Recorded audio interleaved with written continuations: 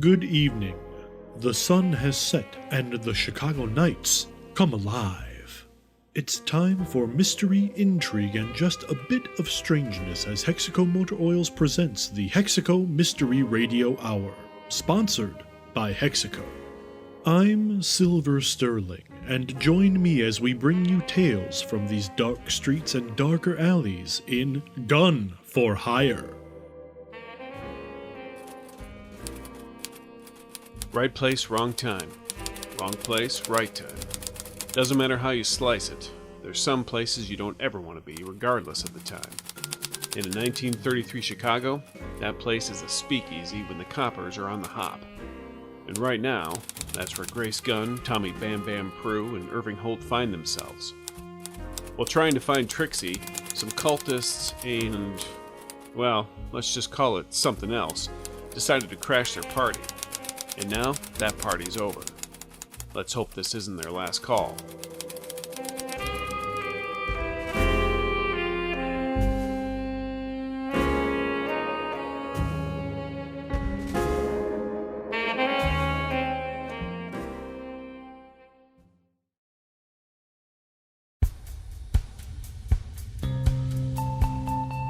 A picture is worth 1,000 words.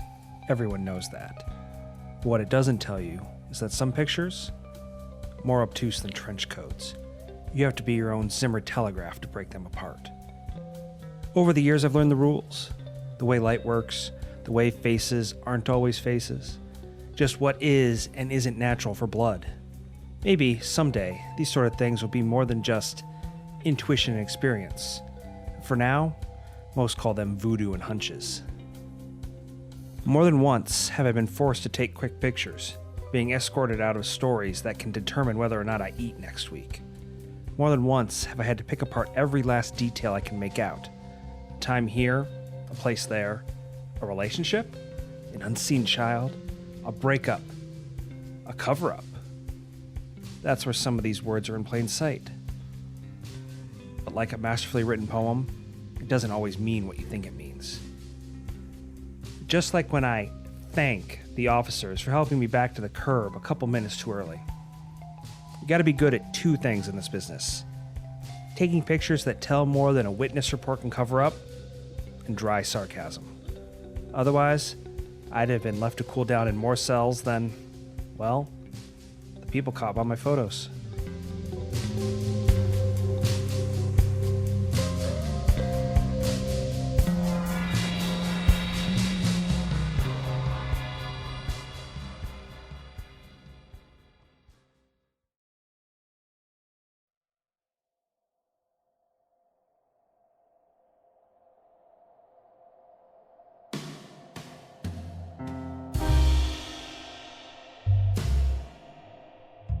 We last left the three of you, well, four if you want to count Fredrich, and the last cultist had fallen. There's a number of either injured or probably dead bodies here in this nightclub. As the fight, with the cultists and everything spilled over, it wasn't just about you all. It was they were going after, it looks like they were going after everybody in the bar, or at least in this speakeasy they were trying to defend themselves. But Trixie ran out ahead of you, and the rest of you were making tracks to the door as well. You can do anything before you go through the door, or are we all just racing toward the door? Bam Bam, being the slowest of the bunch and furthest back, is definitely going to make sure that everybody else is out the door before him, and he will back out the door just to make sure that they're not being followed and see if there's anything that he can pull to block the entrance and slow down any pursuers. All right. Irving and Grace, you both heading right out? Yes, I'm going to be coming up from behind a little bit and kind of shooing everybody out the door because I don't want to be here when the cops show up. While they're doing that, I'm shooing you out the door. You can't do anything else. No. Irving is going to step to the side, just to the side of the door so people can be shooed out, set up his camera and take a shot of the entire bar. as it's in an absolute disaster area. I'm glad I already said I'm backing out. Yeah, make sure I'm not in the picture. Oh no, Irving. I'll keep you guys out of it. Yeah. We don't need that kind of publicity. Give me a quick camera roll and let's see. I mean, or are you going to take the time you need to get a good picture, or are you just grabbing one quick? No, I'm gonna essentially set up so that I can take one and then take a quick one. I just want to get the entire thing. The lighting's horrible, so you don't know how it's gonna turn out, but I'm gonna take a shot for it. Yeah. That's a nice shot. After getting tossed around on top of a table, I can at least do something right this time. That's pretty impressive after breaking that table. Yeah. Oh, I bet they can. Oh, should I make a roll to see if the camera survived? Oh no, we'll. Okay. I imagine in anything that Irving does, he has adjusted. I'm protecting the camera. Yes, he's adjusted his combat training to. I was gonna say he's learned how to take a fall with the camera to protect Yes. it. Exactly. So the last person who's able to get out, and in a moment of maybe what I don't know if this would be reverse chivalry, but he clearly knows that you're not to be trifled with. Fredrich goes out when told to go out. He doesn't like stand there and be the man and like no, by all means, please, ladies first. No, he goes. That's good. Because he knows you just. I have a gun. Well, you had a gun, but you also saved his life twice. So yeah, he's very clear on what's on the pecking order right now.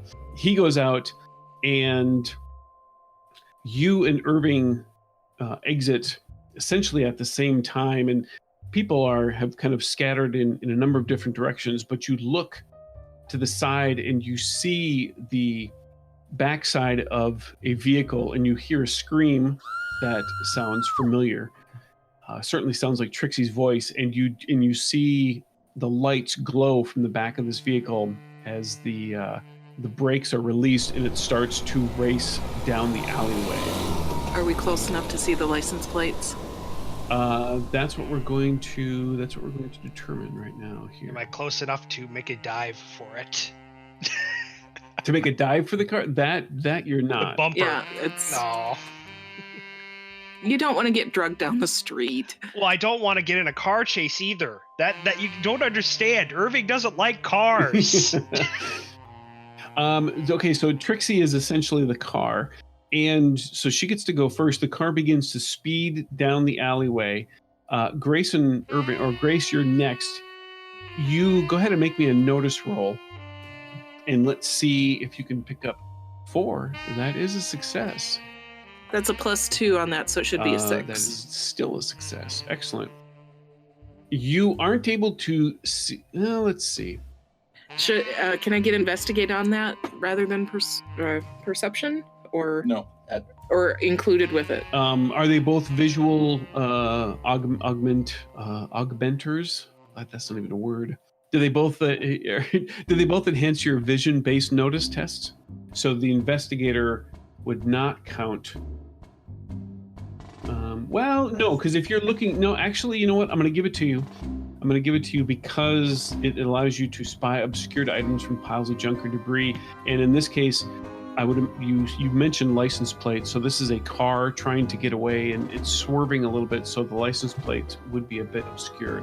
So I will give you the +2. So it's an 8 So it's total. 8 total. then. So not only, Grace, can you make out the license plate and commit it to memory, you can also tell the make and model of this vehicle and color as it's driving. Holy away. cats! And what is all that information? I don't have the license plate number, but you have it. The type of vehicle it is a 1933 Chrysler CL Imperial Dual Windshield. And I even looked up the pronunciation of this the other day. Phaeton, I believe, is how it's pronounced. It's a very nice looking car. Sounds like it's a nice looking car. It is actually. Okay. It's essentially what it is. It is a its top is down, and it's got that stereotypical 30s look to it, but it has 2 windshields, one in front of the driver's seat, one in front of the passenger seat. So unfortunately, it's a rather common vehicle, then, is what you're saying? No, so it's nothing about it really stands out to help. And no, it is. It's kind of uncommon, and it's certainly for December having its top down makes it even more so. Right. And it is it's a very distinct shade of red, and you happen to catch it just as it was going under a certain street light, so you're able to get a good look at that particular color. Can I take a shot at it? Yes, you absolutely can. And Irving, it is your turn. I mean, you do have your camera out, so I'm assuming you can take a shot. No, I was already putting the camera away as I stepped through the door. But I will draw my gun and aim for a tire. All right. I'm going to give you a -4 on that. Absolutely, you should, because I'm going to whiff horribly. My shooting is only a D4 with a -4. So now it's going to explode big time. No, it's going to be a -1. So you crack off a shot, and it goes wild. It doesn't even hit the car. It just hits some. It's mostly reflex. Just hits some wall or knock building. some brownstone off. The car then reaches the end of the alley and skids, as it turns out, and disappears down the street. And about that time, Bam Bam, you make your way out of the building. And you can hear sirens in the distance for sure. Is she safe? Well, I wouldn't say safe, no, but we can't do anything about it right now. Where is she? Oh, in a car about half a mile that way, as I point in whatever direction they drove off in. Tommy turns around and kicks one of the trash cans sitting by the edge of the building hard. And then the sirens sink into his head. We gotta go, folks. We gotta get out of here. So, you, pretty boy, you got a car? Yeah. By all means, this way.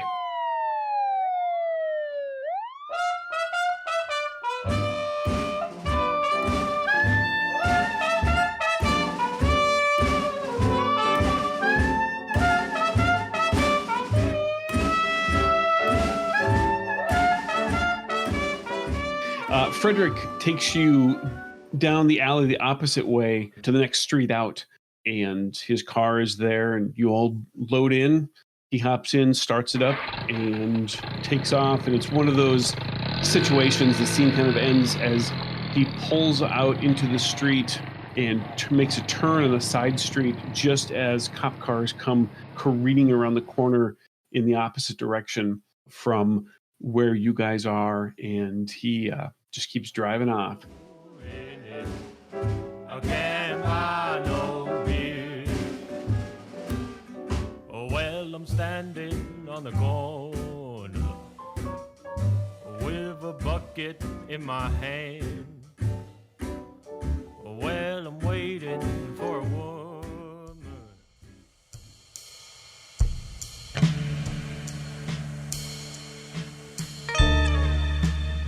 Where do you want him to take you? I suppose my office is probably about the best option at this point, unless somebody else has a better idea. I guess from your office, I could just walk home then. He can drop you off at your place too. I mean, he can drop you all off. From her office, Irving could walk home then.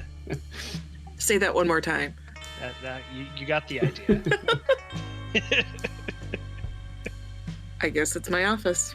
Well, we should probably decide what we want to do for tomorrow. I guess we can discuss it even while we're in the car, if you don't mind talking in front of Fredrich. Well, I don't know. Do I mind talking in front of Fredrich? I kind of was very rude to him at the club before all stuff blew up. He does say, and whether or not you want to believe him or not, he will tell you in the ride over there. I mean, he doesn't press you all for too much. I mean, he asks the requisite, what the hell was that? But then he's decides, oh, maybe I actually don't want to know. So you know what? I'll just take you where you need to go, and we'll just leave it at that. How long of a ride is it? From where you're at, we'll probably say it's going to take about 15 minutes. He's going to take a bit more of a what is the word? A circuitous route, just to make sure that you're not being followed. A long, awkward 15 minutes.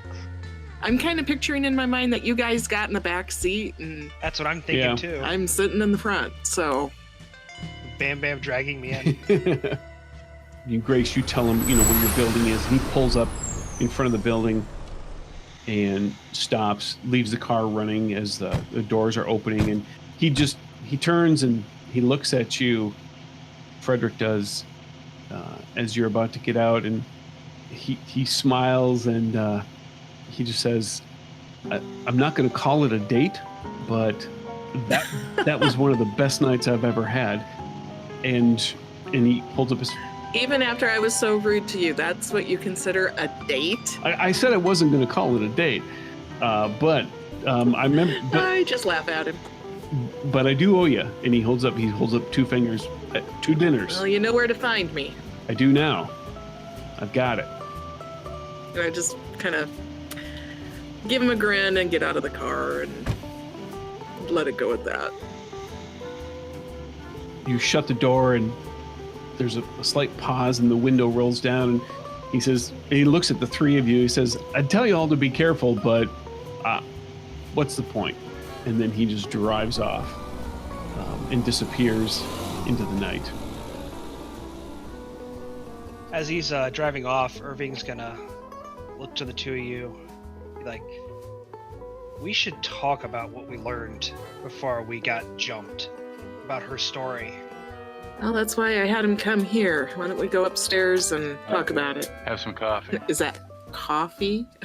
Yeah, I think there's still half a bottle left of that coffee. Take it easy, Bam Bam.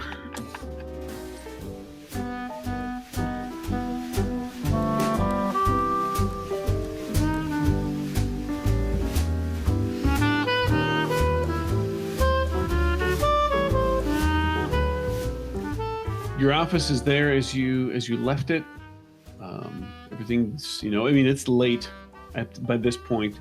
It's pretty quiet down the rest of the hallway. Bam Bam heads over, opens up the bottom drawer, pulls out the bottle, blows out a couple of coffee cups that are sitting on top of the cabinet. Make mine a double, Bam Bam. Slowly pours the liquid to help relax into the coffee cups. So Irving's gonna reach into his pack and pull out his little reporter's notepad. Flip. Sit down. What the hell is going on in this city? Okay, so I don't know how much of that you picked up on, but to my ears, that sounded like Hellsberg's wife is part of a group of socialite witches that are meeting late at nights to cause something to happen at the Three Spires Country Club. Possibly all those things that came after us tonight, and more than likely what happened to Hellsberg himself. Does that sound reasonable? Does that sound like what we heard? From that scene that we saw, I don't know if it's at the Three Spires. Sounds like they're doing this anywhere they want to do this. Well, they probably have a base of operations, as it were. Makes sense. So, here's my timeline events. From what I can gather, Trixie or Beatrice and Hellsberg are getting it on in their usual fashion, and the wife finds out about it. She convenes with her socialite friends at the country club. They all decide what they're going to do, and so they go and confront him when he was supposed to be meeting Trixie. Trixie was hidden in the bathroom, so they didn't see her, and they tie him to the bed and apparently seem to create some sort of creature out of him. Explodes through his chest, hence the book of the body. We were all there. It's okay. We were all there. And Trixie escapes. She swears she heard something chasing her, which could have been the creature. So, me and Doc, we went to a tea room with a fortune teller. and she recognized some of those symbols that we've seen. Things like vengeance, power, transformation, things like that. So I'm thinking, now, this is all a big leap here, but there's some weird things out there. I'm thinking they did this ritual in order to create a creature to get revenge by killing Hellsberg, and the creature was summoned specifically to track down Trixie and kill her as well. So you think that thing is still running around the city? Wow. Well, I think that, there were those things that attacked us in the bar. Those things were people, though, weren't they? No, it wasn't a person. Well, there were some people. Okay. So that's what I'm thinking, but there were so many of those creatures and other people there that this may be bigger than just a simple it's bigger. Revenge on the other woman. I would agree with you on that, Irving. This is bigger than just one infidelity. This is next level weird stuff. Yes. Okay, you two. This is all well and good to figure out what happened, but how do we fight this? Where do we hit it? Well, we find Trixie first. They're going to be going to her. We're going to her. We're bound to run into them. Where are they taking her? Think they're going to the spires? It's late at night, though, Bam Bam. There may not be anybody out there. I don't know much about those clubs. I mean, country clubs, do they stay open late? Have hidden rooms? I mean, there could be anything. Are you asking me or are you asking Bam Bam? No, I was talking to Bam Bam. He was talking about the public nature of a country club, and it's like, well, maybe there's hidden rooms. Maybe, I don't know. Did you happen to get the license on the car? I was too busy taking a shot at the wheel to try and slow it down. I did get the license plate, and let me tell you what kind of car that was. It was a 1933 Chrysler CL Phaeton. So a machine of death. And okay. It was red. So that's... in the color of blood. Got it. There you go. Yes, very apropos. I suspect this is not a very common vehicle. It looked pretty swanky. So that might be a connection. I'd like to play that card on myself, Chris. Which card? Repressed memory. See if anything... Can I do that? Yes, you absolutely can. Okay. And here's what your repressed memory. So you play your repressed memory card, and here is, as you're talking about the car, here's what you remember. You, as all private detectives in a lot of situations, they know a guy, and you know a guy in regards to vehicles and titles and registrations. And what this guy does is he kind of works both sides of the law, and you haven't done anything as far as to turn him in, only because he's been a useful source of information to you in the past on previous cases. And he essentially kind of keeps his own set of records in regards to a lot of vehicles that he uses in case he needs to generate fake titles for things, or just has documents on interesting and potentially lucrative stuff in relation to cars and other things that you have to register. So he doesn't keep normal office hours, in other words. So I take a moment and stop talking to Irving. And all that stuff that you just mentioned about I know a guy runs through my head. And I say to Irving and Bam Bam, I know a guy that can help us out with this. So... Well, let me get cleaned up. I still got blood on my shirt. And Bam Bam will step into the little Bam Bam room.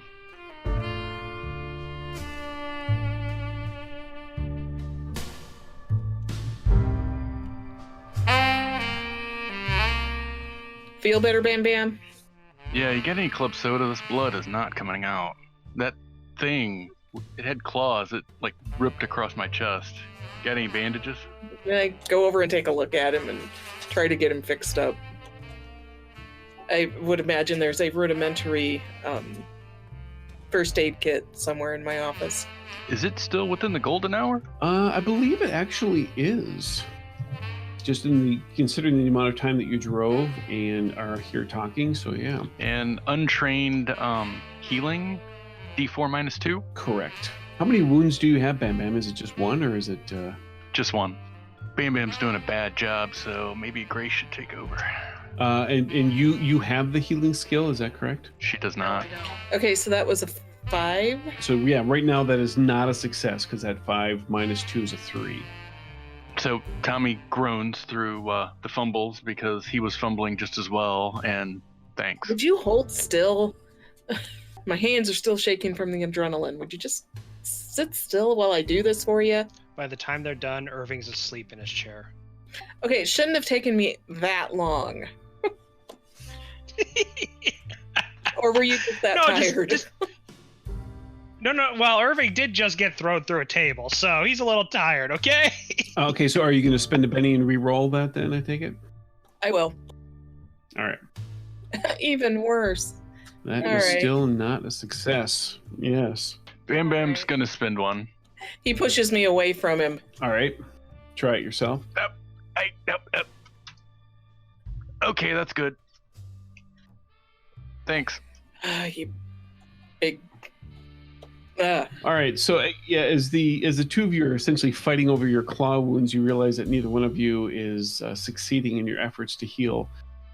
So you just kind of leave the bandages on top and just grit your teeth through it. Take a couple more swigs of the quote-unquote coffee. I'm going to kick Irving's chair to wake him up. Do you need a ride? Well, I guess I don't really have a car, but we're heading out.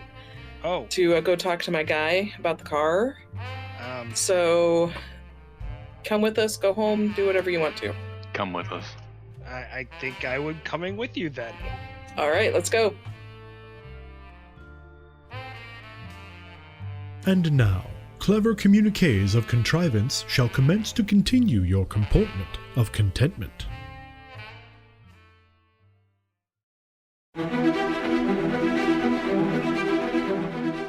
He's the man who looks danger in the face and laughs. He's the hero who stands tall in the fight. And he's hard-boiled enough to face down a mountain of mooks in the morning and smooth enough to get togged to the bricks and show a right proper dame a right proper time at night. He's Buck Savage, the ace with the ace up his sleeve, and you can listen to his adventures every Friday night right here on this station. And again on Saturday afternoon plus 2 more, and that's no joker. Travel with Buck as he takes you to lands unknown to fight for Queen and country. He's the one man to tame this savage world. Buck Savage.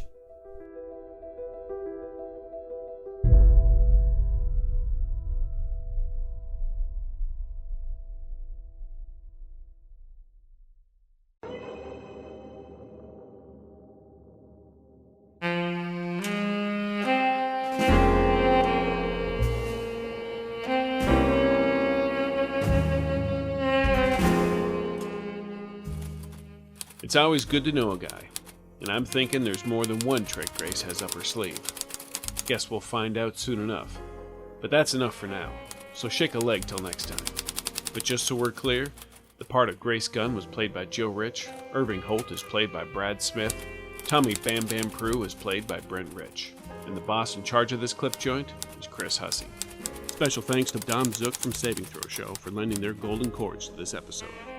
I'm E.I. Wick, and remember, taking a wooden nickel is less trouble than a ghost rock dime. Hexaco Motor Oils thanks you once again for listening to the Hexaco Mystery Radio Hour, sponsored by Hexaco. This game references the Savage Worlds game system, available from Pinnacle Entertainment Group at peginc.com. It is unofficial media content permitted under the Media Network Content Agreement. This content is not managed, approved, or endorsed by Pinnacle Entertainment Group. Certain portions of the materials used are the intellectual property of Pinnacle, and all rights are reserved. Savage Worlds, all related settings and unique characters, locations, logos, and trademarks are copyrights of Pinnacle Entertainment Group. Thanks also to Fear the Boot. Support their Patreon at patreon.com/feartheboot. Bring a little light to our dark shadows by leaving a 5-star review on the podcatcher of your choice. When doing so, please search for Fear the Boot Actual Play. If you listen on YouTube, please like and comment. Of course, telling a friend is the best way to help the show.